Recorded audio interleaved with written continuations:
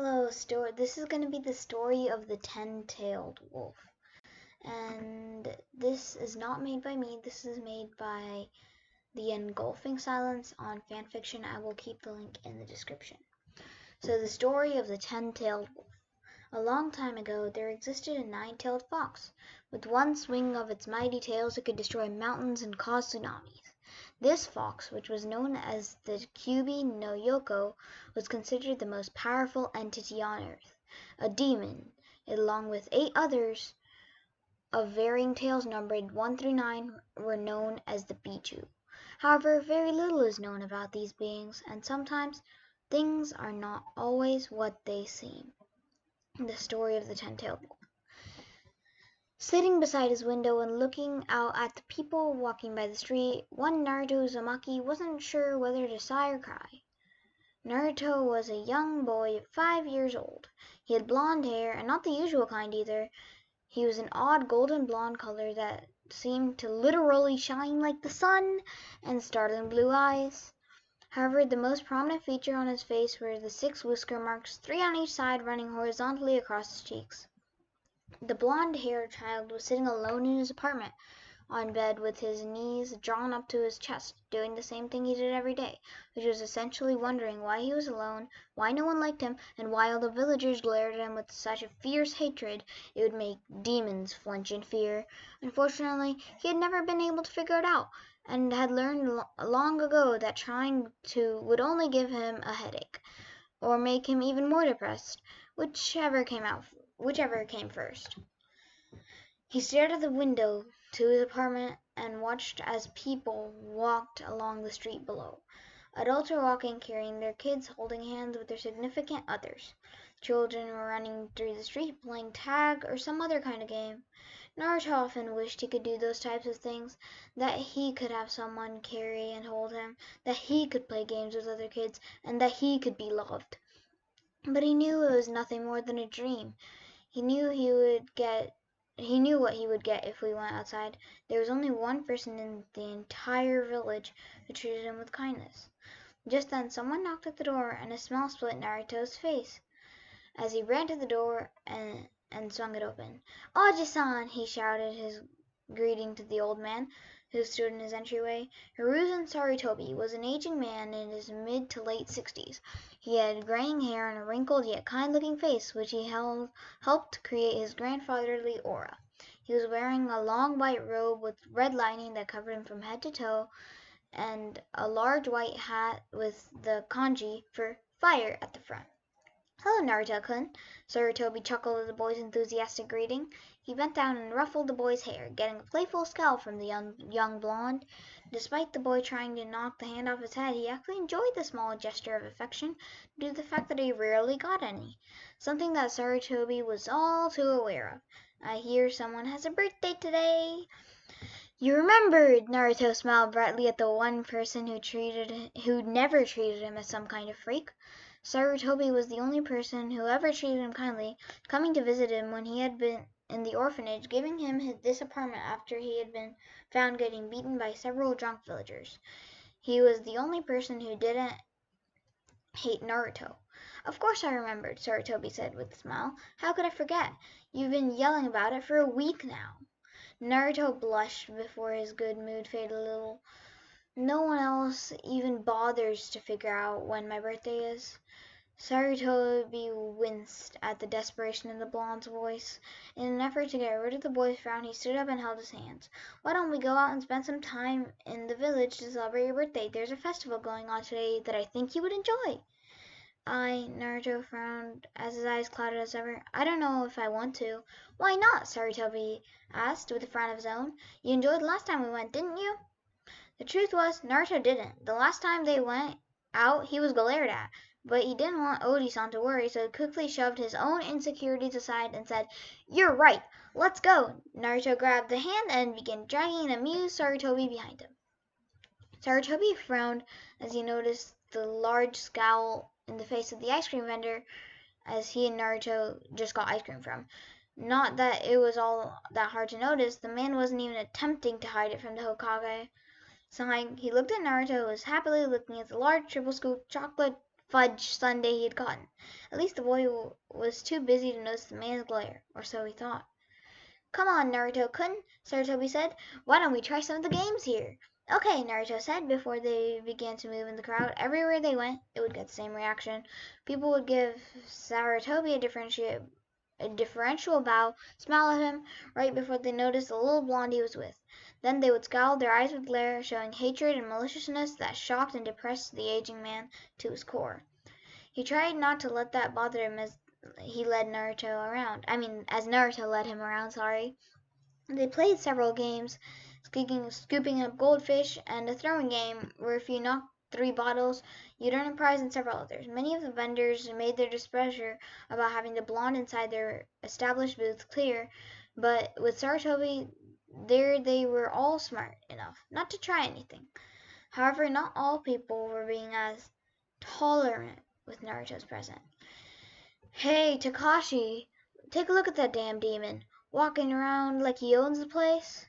"I know what you mean. And the way our Hokage gives him such attention and preferential treatment, it makes me sick. Makes you wonder, what if the Kyuubi has the Hokage under some kind of spell? Do you think it's possible? He may look old, but he's the strongest ninja in the village." "So was the Yondami, and look what the Kyuubi did to him." "You're right, but what do we do?" Some friends of mine are getting together tonight to mourn the passing of their loved ones. At least that's what everyone thinks is going to happen. Instead, we plan on taking that demon out once and for all. We won't let him walk around like he owns the place anymore." "But wouldn't the Hokage notice when he goes missing? You know how the old man is about the Kyuubi." "Don't worry about it, my friend. My friend is on the council, and when I informed him what we were going to do, he said that he was convinced the other members to put the old man in a council meeting. With him out of the way, there will be no one to stop us. Those ninja who aren't getting drunk are patrolling the festival. No one will even be near the demon's apartment. So you in?" "Sounds like a plan. I'm in." It was late at night when Naruto woke up to the sound of his door being busted and his windows being broken. Jumping out of bed, the blonde had just enough time to stand up before the door to his bedroom was busted down. 2 men were standing in the doorway, but only for a second, as they stalked into the room towards Naruto, whose eyes had gone wide. What do you people want?" Naruto asked as he backed away from them. He knew what they wanted, of course. This wasn't the first time this happened. It had happened a few times when he was living on the street, but he thought that he would be safe now that he had an apartment. "Shut up, demon! You don't get to ask questions," one of the men shouted, spittle flying out of his mouth, and from the smell and the slight way he was swaying, the man was drunk. Not that Naruto knew or cared. Said blonde tried to get away, only for both men to lunge and grab at him. Naruto started kicking and screaming, trying to escape or at least alert someone who might help him. It was too bad Naruto had so much faith in his people to do the right thing, even after that all that had happened. Otherwise, he may have given Naruto an Anbu guard. Anbu is basically like an elite Black Ops division to protect him. Alas, they were all being deployed elsewhere at the moment, ensuring that nothing happened during the festival. The men dragged Naruto out of his apartment, where about a dozen men were waiting. The moment the two came out, a cheer went up, and thus began Naruto's torture. "Ah!" Naruto screamed, and tears came to his eyes as his hands were nailed onto a wood fence with a kunai. Kunai is like a knife. His feet were dangling about 4 inches off the ground. His hands were above his head. Blood was beginning to pour out of the wounds in his palms, down his arm, chest, and back. "Why are you doing this?" asked Naruto through his grit as tears stained his cheeks. "Why? Why?" shouted one of the men. "Because you killed our loved ones, that's why." "But I didn't," cried Naruto. What could he say to make these people understand? "Like hell you didn't," shouted another man. He was the one who shoved a kunai through Naruto's hands out of the way and smashed a fist into the blonde's stomach. Naruto gasped in pain and began to cough as all the air was knocked from his lungs. "That childlike visage that you hold won't fool us, demon. We all know Kitsune are tricksters. Well, guess what? This time the trick's on you." The mob soon began to take turns beating the blonde. For the moment the only weapons used were fists and feet. Then they hit his face, his stomach, his ribs. One even kicked him in the crotch, claiming that demons shouldn't have children, or some other tripe. All throughout it, Naruto could do nothing more than cry out or gasp depending on how and where he was hit. Then they brought weapons. Ah! Ah! Ah! The first thing they used was a broken bottle. The villager who stabbed him with it did so on his left bicep, making blood begin to gush onto his head. Another came up, with this one with the kunai he somehow managed to get. He took it to the little blonde's face and began to carve out whisker marks, not just opening them to pour out blood, but carving them all the way through the flesh until the muscles of his jaw could be seen. Blood poured down his cheeks, running down his chin in a thick stream that looked like a miniature waterfall. The young boy's scream intensified, but that just seemed too good. The villagers went on and on more. The number of wounds they'd inflicted on him were both numerous and horrifying. One man had used a pair of pliers and tore off Naruto's toenails, one by one. Another had taken hot branding iron, normally used for cattle, and scalded his chest, face, and stomach.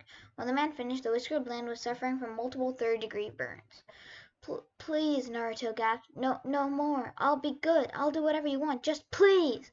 You can't give us what we want, the dozen-strong mob roared. You can't give back all the people you killed. They continued their torture. One man busted Naruto's kneecaps with a mallet. Another had done the same to his feet. However, it was the last attack that hurt worst. A man came in with a pitchfork and stabbed her right in his stomach. More specifically, he was stabbed right where the seal is located. Gah! Ah! Ah!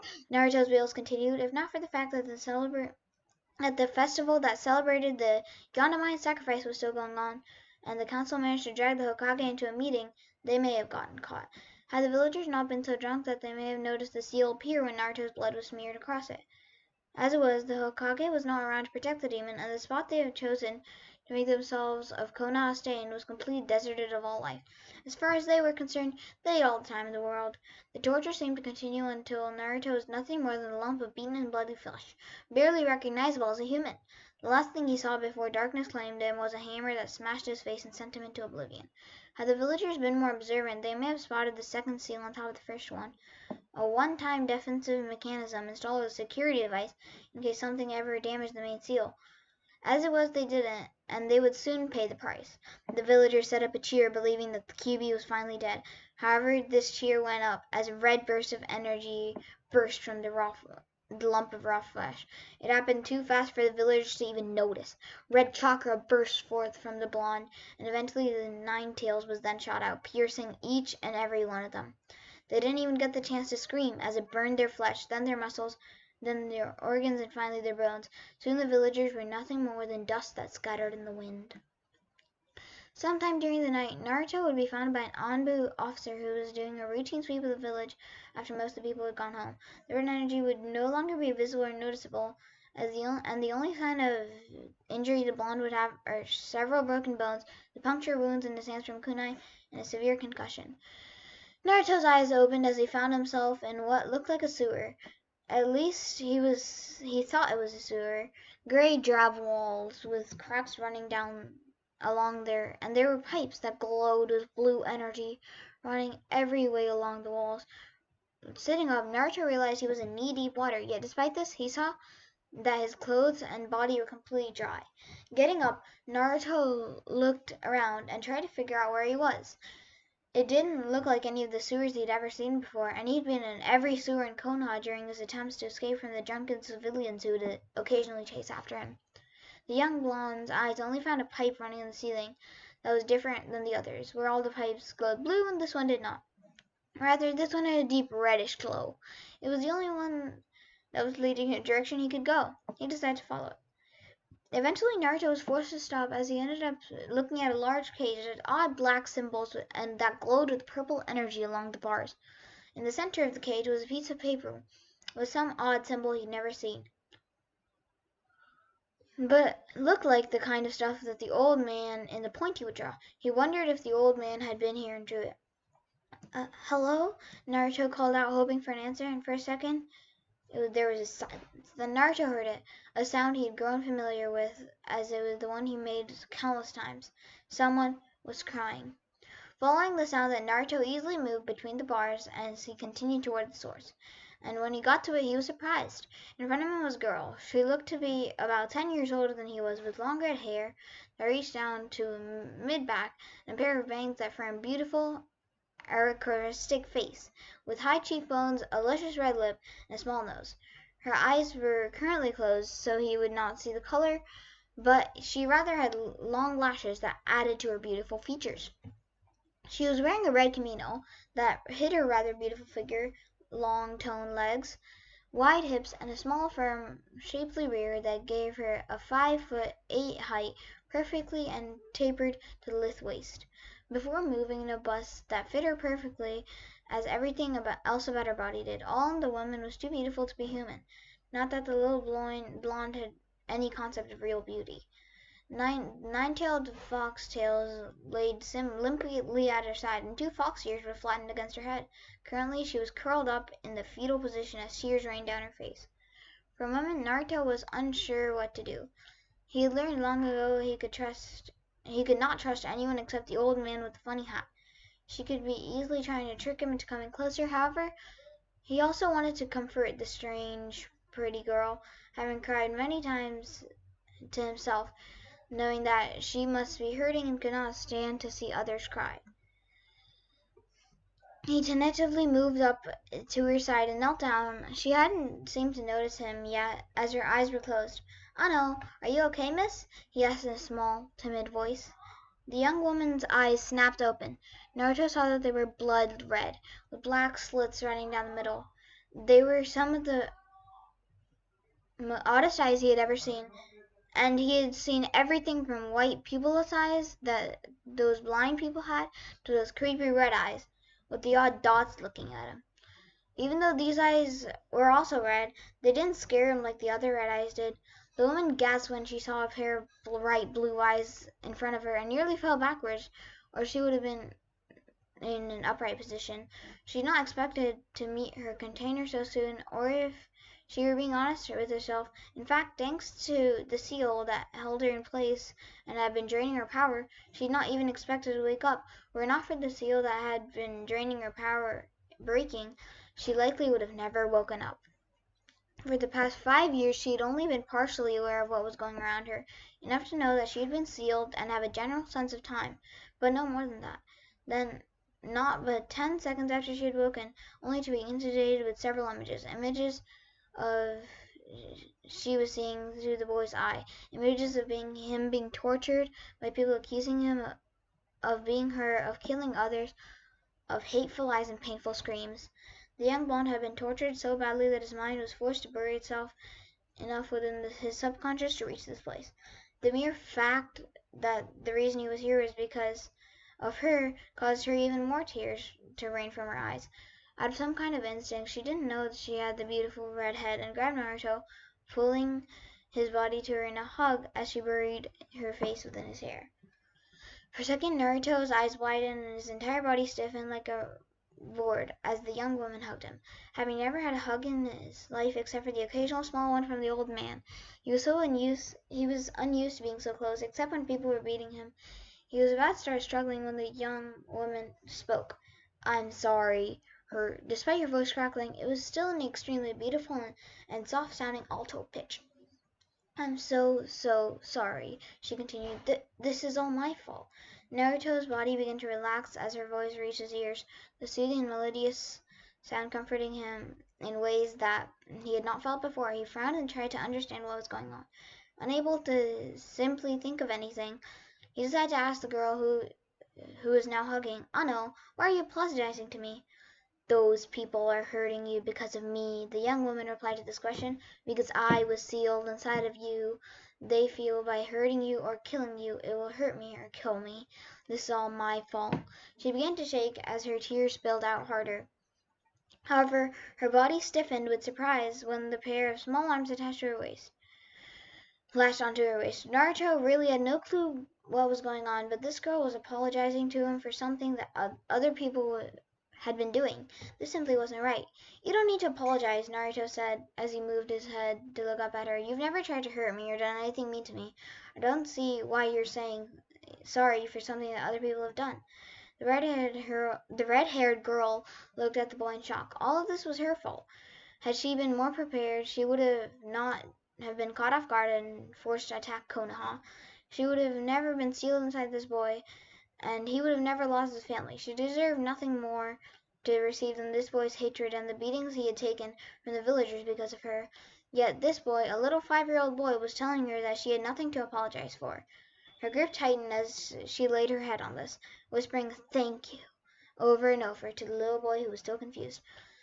After a while, Naruto decided it would probably be best if he knew what was going on. "I know. If you don't mind my asking, miss, where are we exactly, and who are you?" The woman blinked. "I'm sorry, Kit. I forgot that you would have questions for me. Right now we are in your mind." She made a sweeping gesture to the area around her. "This place is called your mindscape. Think of it as a place inside of you that you can come and go whenever you want or are in trouble." Naruto only understood half of that. This place was some kind of safe haven that he could go to, but he didn't really understand what she meant by his mind. Could people go into their minds? Despite the confusion, he nodded anyways, figuring that he would learn what it meant eventually. The young woman continued. "As for my name, it's Akane. However, you know me better by my title of Kyubi no Yoko." Naruto thought for a moment. He had heard the old man tell him about the Kyubi before, and he was sure of it. He blinked as he recalled the information. "I thought the Kyubi was an evil demon that the Yondaman killed. There's no way you can be a demon." "I am Kit," Kyubi said sadly. "However, I'm not as evil as I was. Tricked into attacking your village. It was part of the truth, at least." But the boy was not near ready to hear of the dangers that May faced since she was sealed inside of him. "As for the Yondaman, well, he did defeat me. In a sense, he could not kill me. Demons of my caliber cannot be killed by mortals. So he did the next best thing by sealing me inside of a newborn baby." "Sealed?" asked Naruto, not really understanding what that means. "He's 5. Remember, he's 5. "Yes, I'm inside of you," Acne said. She wondered the best way to describe the art of sealing, or at least how it pertained to their situation, to a 5-year-old. She shook her head. There was nothing she could really say that would make sense to Noe. "All you need to know for now is that I am inside of you." Naruto tried to comprehend what she was saying. "So you're sealed inside of me?"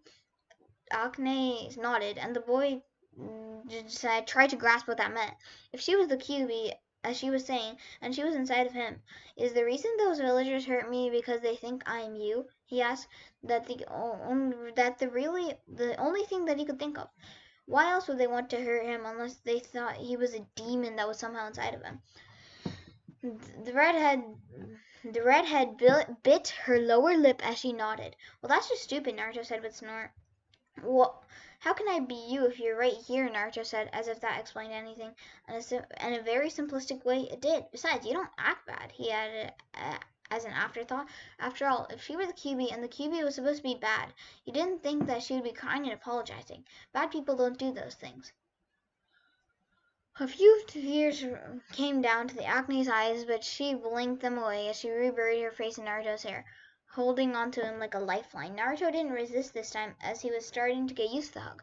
A part of him couldn't help but enjoy the feeling of warmth she was giving off. For all they stayed like that, before Acne perked up. "Say, Kit," she said, getting Naruto's attention, "do you have any dreams you want to fulfill?"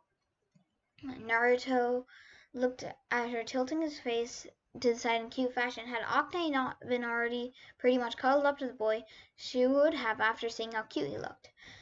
A second later a foxy grin spread over his face. "Of course I have a dream. I'm going to be the best Hokage ever." Akane looked at the young kid for a moment. The boy seemed so determined and full of energy when he said that. Like there was some kind of fire raging inside of those blue eyes at this, and she smiled at him. "How would you like me to help you?" Naruto looked at her, his eyes as wide as saucers. "You would help me?" "Of course," Akane said. "I will help you become Hokage. I will teach you everything I know about being a ninja, and will even go one step further by turning you into Hanyu." Naruto scrunched up in his face in confusion. "Hand what?" Akane giggled. "Not hand, Hanyu. I will let you become a half-demon to increase your power." Naruto thought about her offer for a moment. She was telling him he would become a half-demon. Was a half-demon like Akane? Well, if she was a demon, then he supposed that meant that he would be half of what she was. In truth, the offer intrigued him rather than appalled him. He was already considered a diamond by the village, so becoming a real one would not make a difference. At least that's how he perceived it. I don't know, will I be like you? He asked. Acne shook her head. Not quite. I am a full demon, while you will become a half demon. That's half demon and half human. I will give you all 9 of my tails, since I can regain my power easily enough if I ever get out of the seal. In any event, you will gain all 9 of my tails, which will mix with your human chakra to form a weaker variation of the Yuki. Naruto did not quite understand what she meant by tails of power, nor did he know that what chakra was, but put it into the learn later section of his mind. Bad idea. Alright, Naruto said. I would like your help and become the greatest Hokage ever. Agane giggled at his once again determined look. Very well, Kit. Your training will begin soon, but first you need to wake up. Naruto opened his eyes as he woke up in a bed recognized as the one reserved for him at the hospital. Are you alright, Naruto-kun? Naruto blinked as he turned his head to the old man in the funny hat. I'm fine, Aji-san. Did you save me? Naruto said. I did, the old Hokage replied, not feeling a desire to worry about the blonde telling him that he had been found unconscious by one of the Anbu. I'm so sorry I could not get there sooner. I was in a council meeting. I suspect that they did that on purpose so they could get rid of him. Sarutobi thought with a frown. If only he had more evidence of their wrongdoing, then he might actually be able to do something. If only they had not been able to monopolize as much power as they have, this would have never happened. Sometimes he cursed the Yondaman for dying. Had she not died, the bastards on the council would never have gained this much power. It was not that they had taken control of his power, but rather, thanks to the Yondaman's death, they had been able to gain enough power and clout over the village that they could cover up their tracks very well. That's okay, Oji-san. It's not your fault that people are bakas, Naruto said. A baka is an idiot, by the way. Sarutobi looked at him strangely for a minute for the odd sentence. While the beating had only been severe enough to send him to the hospital a few times, he had never said something like that. Normally, it would be marked off as the occasional odd words of a child. But Sarutobi was not the professor for nothing. Could he know of the juubi? Sarutobi shook his head at the absurd thought. There was no way a child could know about that. He's probably just being paranoid. Careful, Kit. You can't let him know that you know about me. Naruto blinked in the surprise of the feminine voice Akane rang through his mind. He looked around for a moment curiously. When he couldn't see anyone other than the old man, he thought, Akane-chan? Akane flushed at the little affectionate suffix, having never had someone call her that before. Of course, she had never given her true name to anyone before, so maybe that had something to do with it. She quickly shook the thought off and replied, Yes, it's me, kid. Now don't let the Hokage know about me. If he did, no good would come out of it right now. Naruto did not understand, but he agreed to it anyways. He looked up the old man, who seemed to be in his own world. Hey, Oji-san, Naruto asked. Sarutobi snapped out of his stupor. Yes, Naruto-kun? Can I go now? Sarutobi blinked before chuckling. No matter what happened, Naruto always hated hospitals and wanted to get out of them as soon as possible. Of course, all your wounds are healed, so you're free to leave. Naruto grinned as he stood up, getting the clothes laid out for him as he left. Sarutobi watched the boy leave and closed his eyes. I am so sorry I could not protect you more, Naruto. And that is the end of the